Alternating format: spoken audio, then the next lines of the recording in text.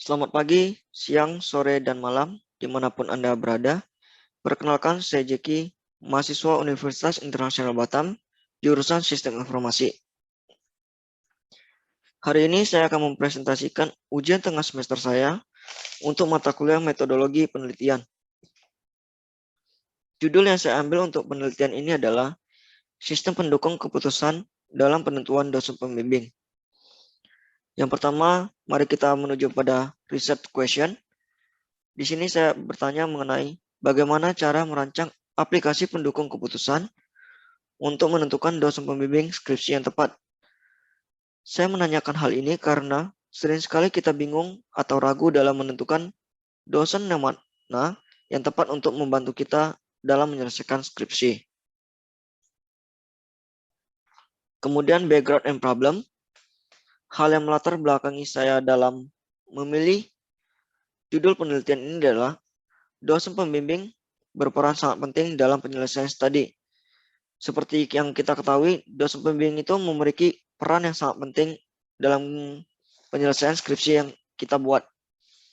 Pemilihan dosen yang tepat dapat membantu kita mempercepat pengerjaan karena dosen tersebut dapat memberikan masukan-masukan yang bersifat membangun atau dapat membantu kita menyelesaikan skripsi kita. Namun jika kita salah memilih dosen atau memilih dosen yang tidak tepat, maka justru itu akan memperlambat kita dalam menyelesaikan skripsi. Selanjutnya untuk problem atau permasalahan, yaitu sulitnya memilih dosen pembimbing.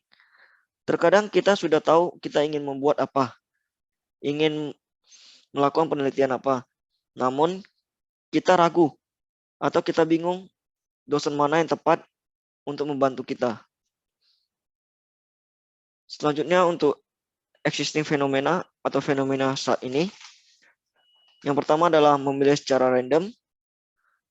Seperti yang saya jelaskan sebelumnya, karena kita tidak mengetahui bagaimana atau siapa dosen yang tepat untuk kita sering sekali memilih dosen pembimbing tersebut secara random.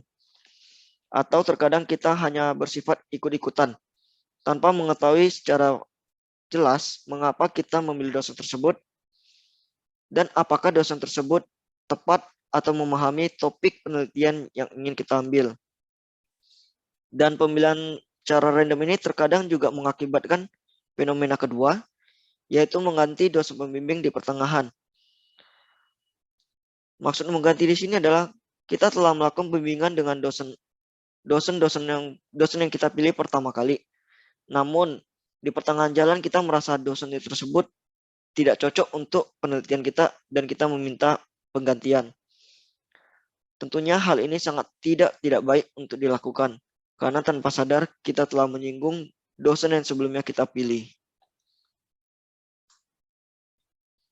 Kemudian state of the art atau kontribusi saya dalam penelitian ini adalah melakukan validasi dan penerapan algoritma SAW dalam perancangan sistem pendukung keputusan berbasis web untuk membantu pemilihan dosen pembimbing.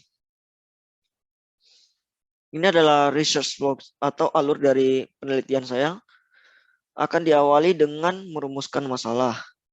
Setelah itu, saya akan menyebarkan kuesioner, dan saat data sudah cukup atau dirasa sudah cukup, maka saya akan menentukan parameter-parameter berdasarkan kuesioner yang telah saya sebar.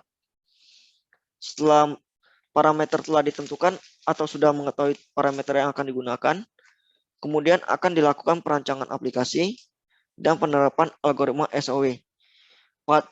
Pada tahap inilah akan dilakukan pembuatan aplikasinya dan juga database dan penanaman algoritma SAW-nya. Kemudian setelah aplikasinya selesai, akan dilakukan testing terhadap aplikasi tersebut.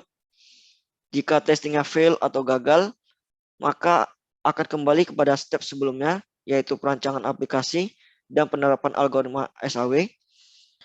Pada tahap ini akan dilakukan pemperbaikan bug-bug yang ditemukan pada saat testing.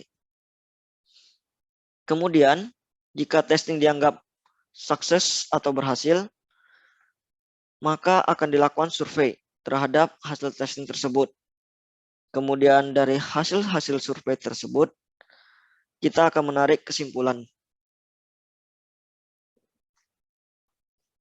Seperti yang saya informasikan sebelumnya, pada penelitian ini saya akan menggunakan algoritma atau metode Simple Additive Wedging atau SAW.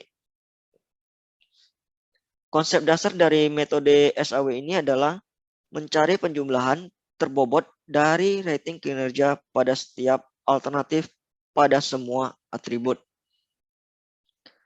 Metode SAW sendiri membutuhkan suatu proses normalisasi matrik keputusan, di mana matrik keputusan ini harus diubah ke dalam suatu skala yang dapat diperbandingkan dengan semua rating alternatif yang ada. Dalam penyelesaian studi ini tentunya saya juga membutuhkan bimbingan. Pada penyelesaian studi ini saya akan bimbing oleh Bapak Saiful Anas Aklani, Eskom Mkom, selaku dosen yang saya pilih sebagai dosen pembimbing saya dalam menyelesaikan penelitian ini. Saya rasa cukup sekian yang dapat saya sampaikan mengenai penelitian yang akan saya lakukan. Jika ada salah kata, saya mohon maaf. Sekian dan terima kasih.